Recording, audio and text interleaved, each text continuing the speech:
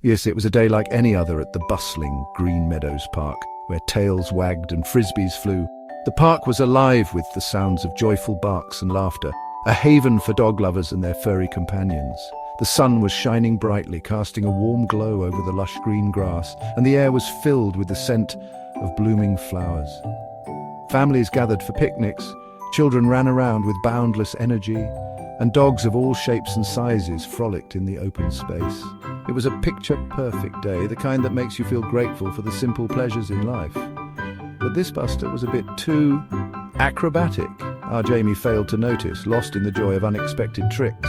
Buster, a sprightly border collie, was known for his agility and enthusiasm.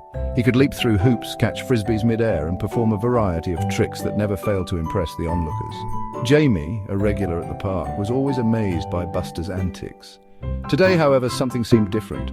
Buster's jumps were higher, his spins more precise, and his energy seemed boundless. Jamie, caught up in the excitement, didn't realize that this wasn't the Buster he knew. This dog was a bit too acrobatic, a bit too perfect in his performance.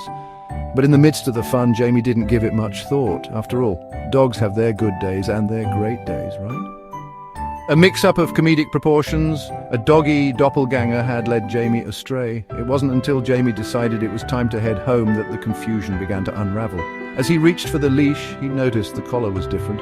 Instead of the familiar blue collar with Buster's name tag, this one was red and had a different name on it. Max. Jamie's heart skipped a beat. How could he have not noticed? He looked around frantically, hoping to spot Buster among the sea of dogs. Meanwhile, another dog owner, equally confused, was holding Buster and looking for Max.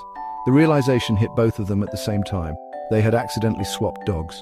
The scene that followed was nothing short of hilarious. Both dogs seemed unfazed by the mix-up, wagging their tails and enjoying the attention. The owners, on the other hand, couldn't help but laugh at the absurdity of the situation.